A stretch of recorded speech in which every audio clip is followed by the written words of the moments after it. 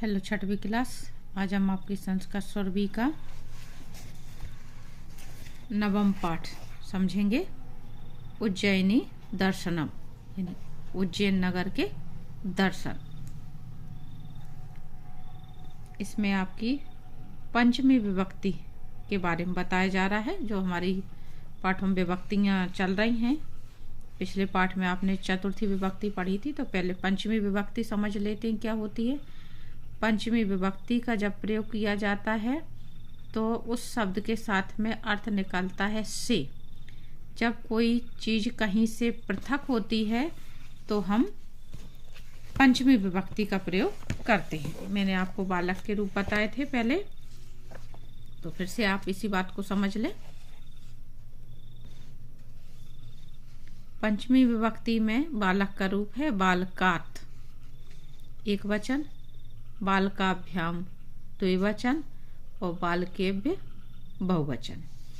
तो यदि पंचमी विभक्ति में शब्द एक वचन का होगा तो उसके पीछे आत शब्द लगा होगा, द्विवचन का होगा तो भ्याम होगा और बहुवचन होगा तो एभ्य लगा होगा।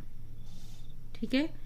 का प्रयोग करना है जब कोई चीज किसी से पृथक होती है तो उसके लिए जो से अर्थ आता है, क्योंकि से अर्थ कब आता था, एक हमारा तृतीय विभक्ति में भी आता था जब हम साधन का प्रयोग करते थे। बालक गेंद से खेलता है, इस तरह से।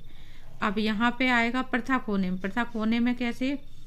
गंगा हिमालय से निकलती है, हिमालय से पृथक होती है, तो इस तरह से। पिताजी इंदौर से आते हैं, तो इंदौर पीछे रह गए, है ना। बच्चा या बालक घोड़े से गिरता है, तो पृथक हुआ घोड़े से। पत्ते पेड़ से गिरते हैं, तो पेड़ से पत्ता पृथक हुआ। तो इस तरह से जब कोई चीज कहीं से पृथक होती है, अलग होती है, तो हम वहां पे से का प्रयोग करते हैं। और उसके लिए संस्कृत में आपके एक वचन के लिए आत शब्द, बहुवचन के लिए भ्याम और द्विवचन के लिए भ्याम और बहुवचन के लिए केव शब्द रहेंगे। तो हम जब इसका अनुवाद समझेंगे उज्जैनी का, तो हमें ये बातों को ध्यान रखना है, तो आपको मीनिंग समझने में आसानी रहेगी।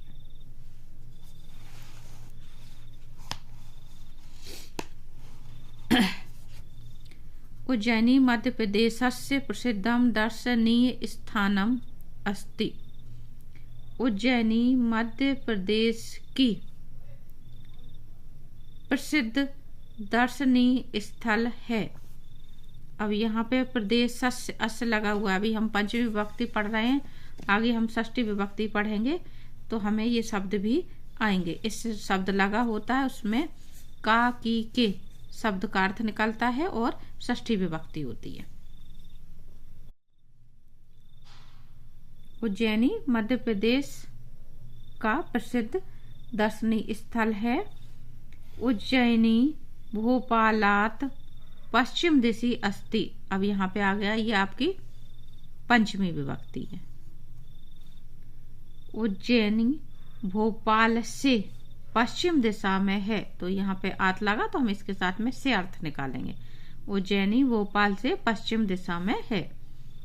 विविधेभ्यः प्रदेशेभ्यः जनः उज्जैनीम आगच्छन्ति। विविधेभ्य प्रदेशे से यानी विभिन्न प्रदेशों से लोग उज्जैनी आते हैं। कुंभ पर्वाणि विदेशेभ्य अपि बहवः जनः आगच्छन्ति। यहाँ पे जो कुंभ का मेला लगता है उसकी बात कही जा रही है कि कुंभ के पर्व पर विदेशों से, ये भी षष्ठी विभक्ति पंचमी विभक्ति है आपकी, विदेशों से भी लोग यहाँ आते हैं।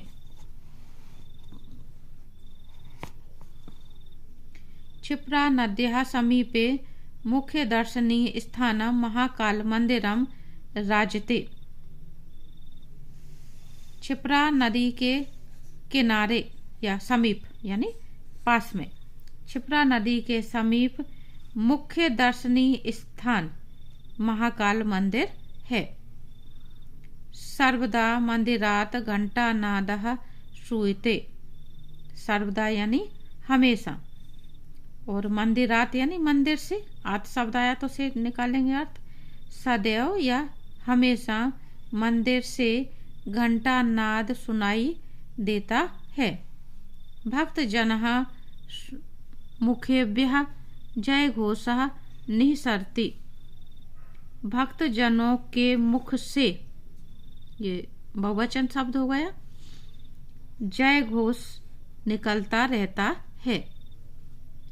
महाकाल मंदिरात यानी महाकाल मंदिर से। जनः महागणेश मंदिरम हरिसिद्धि मंदिरम च गच्छन्ति। महाकाल मंदिर से लोग महागणेश मंदिर और हरिसिद्धि मंदिर जाते हैं। इतः चतुर्धाम मंदिरम समीपे एव अस्ति। यह चतुर्धाम मंदिर के समीप है। ततः चिंतामणि गणपति मंदिरम मंगलानाथ मंदिरम काल भैरव मंदिरम च जनः गच्छन्ति। उसके बाद, तथा है यानी उसके पश्चात, लोग चिंतामणि गणपति मंदिर, मंगलनाथ मंदिर और काल भैरव मंदिर जाते हैं। उज्जैन्याः सर्वेषु भागेषु रमणीय स्थानानि सन्ति। उज्जैनी के सभी भागों में रमणीय स्थान हैं। यात्रिकः मार्गदर्शकात् स्थानानां महत्वं जानाति। यात्री मार्गदर्शक से, मार्गदर्शक यानी गाइड से, स्थानों के महत्व के बारे में जानते हैं। पंचकोशिका यात्राम स्थानातम स्थानम गच्छन्ति। पंचकोश की जो यात्रा है उसमें एक दूसरे को सभी जन जाते हैं।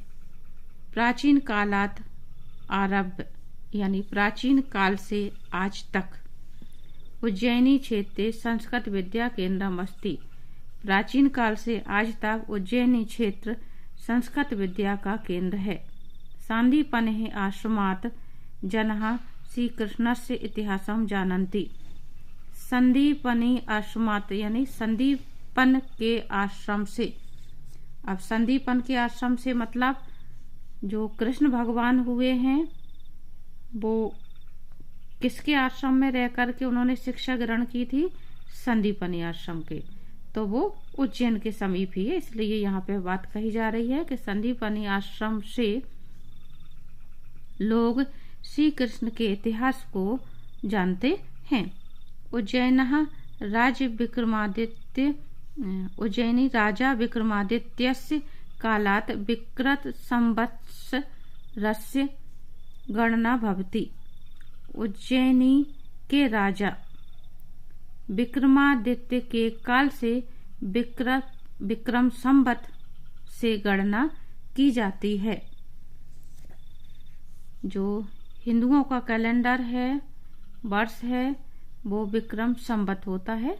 तो वो उज्जैन के राजा विक्रमादित्य ने ही प्रारंभ किया था। हम जो आजकल पढ़ते हैं ईसवी सन 2021-2020, तो ये ईसवी सन है और ये ईसाइयों के द्वारा प्रारंभ किया हुआ है। हमारा हिंदुओं का जो कैलेंडर चलता है वो विक्रम संवत से चलता है, जो इन्होंने प्रारंभ किया था। तो यहाँ पे उसकी बात कही जा रही है। बहुना कविना मुखेव्य एवं च कालिदास मुखात। बहुत से कवियों के मुख से और कालिदास के मुख से। अपि उज्जैना सौंदर्यम वर्णितम अस्ति। उज्जैन की सुंदरता का वर्णन है। यानी बहुत से कवियों ने और कालिदास सभी ने उज्जैन की सुंदरता का वर्णन किया है। महाकाल महिमा यथा। महाकाल की महिमा का वर्णन है। आकाशे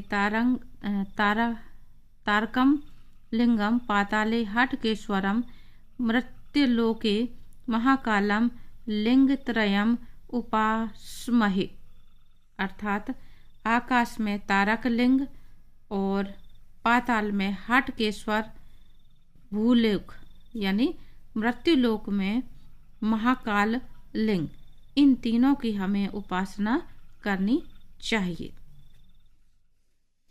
आगे आपके शब्दार्थ दिए हुए हैं, तो ये शब्दार्थ आपको याद कर लेने, जिससे आपको समझने में आसानी रहे। आगे हम अभ्यास में प्रश्नोत्तर समझेंगे, एक पदेन और एक वाक्य।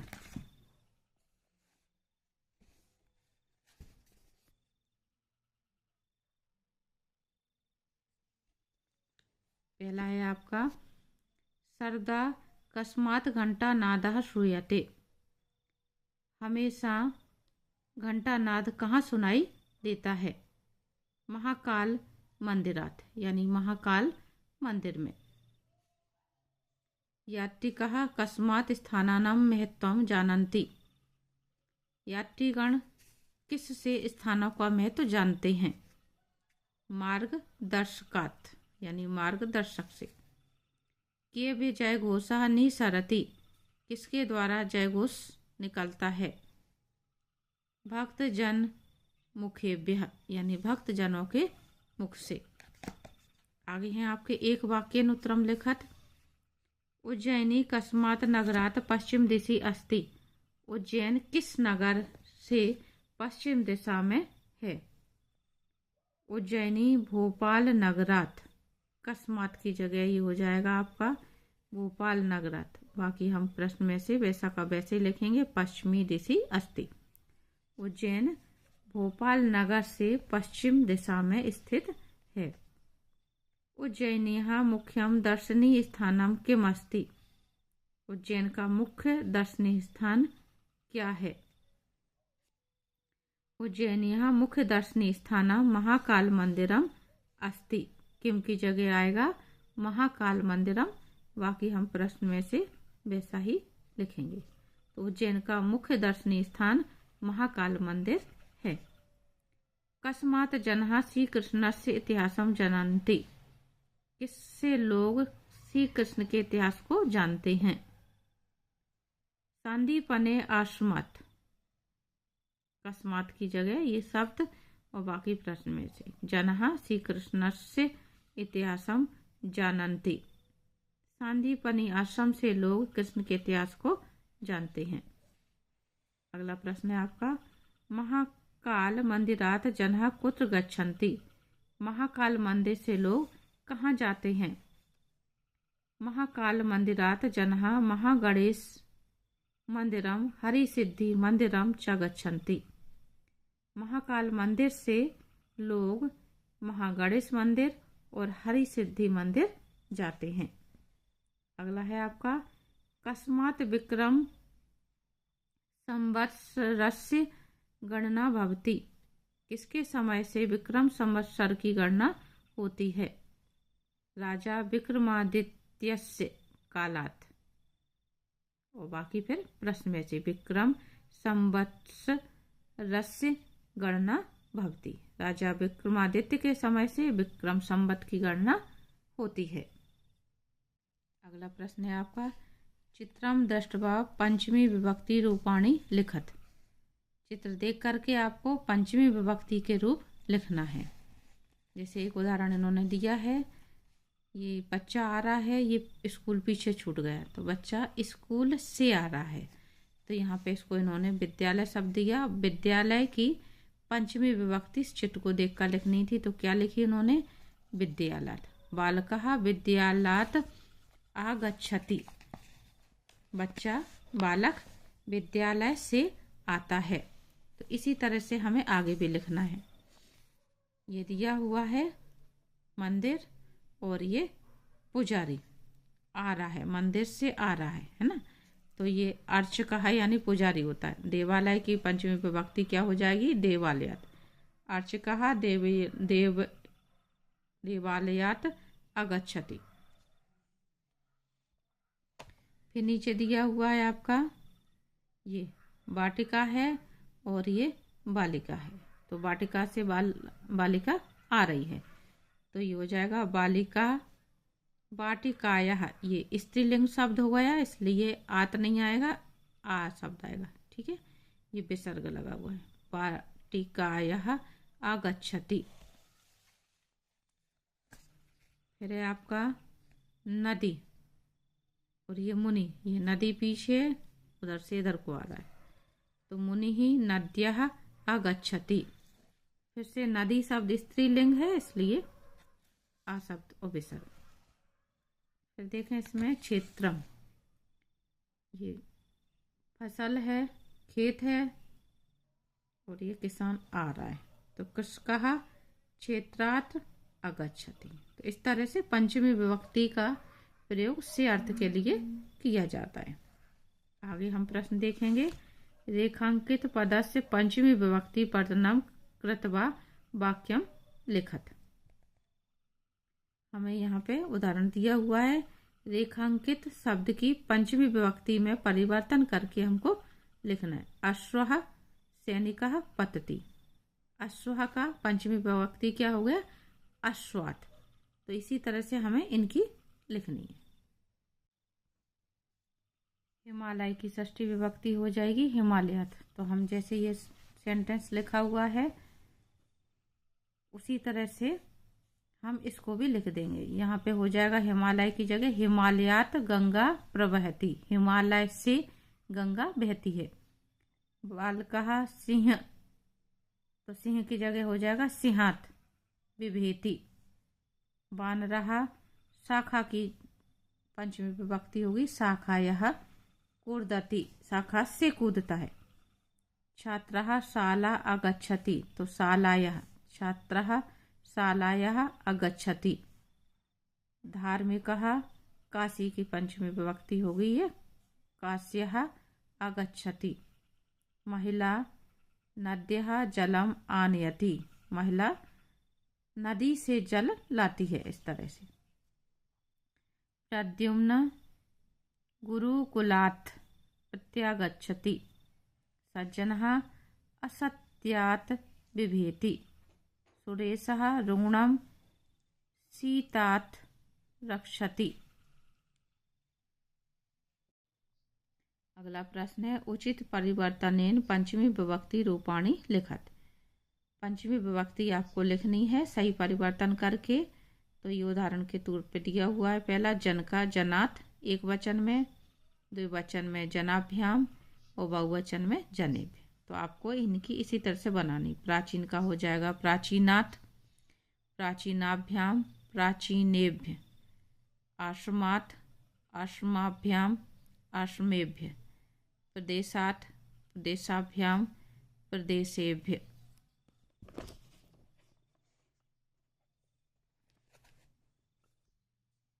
विदेश, विदेशात्, विदेशाभ्याम, विदेशेभ्य।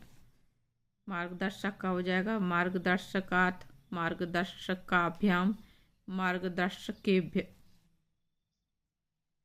नगर, नगर का हो जाएगा नगरात्, नगराभ्याम, नगरेभ्य। मंदिर का मंदिरात्, मंदिराभ्याम, मंदिरेभ्य। रमणीय स्थान, इसका हो जाएगा रमणीय स्थानात्, रमणीय स्थानाभ्याम, रमणीय स्थानेभ्य। क्षेत्र का क्षेत्रात्, क्षेत्राभ्याम, क्षेत्रेभ्य। पुष्पात्, पुष्पाभ्याम, पुष्पेभ्य। वनात्, वनाभ्याम, वनेभ्य। क्षिप्रा, ये आप स्त्रीलिंग शब्द आ गए आपके। क्षिप्रायाः, क्षिप्राभ्याम, क्षिप्राभ्यः। वाटिकायाः, वाटिकाभ्याम, वाटिकाभ्यः।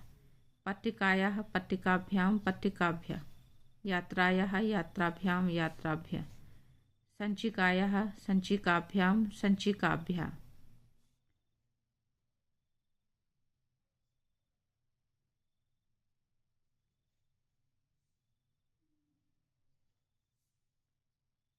आगे हैं आपके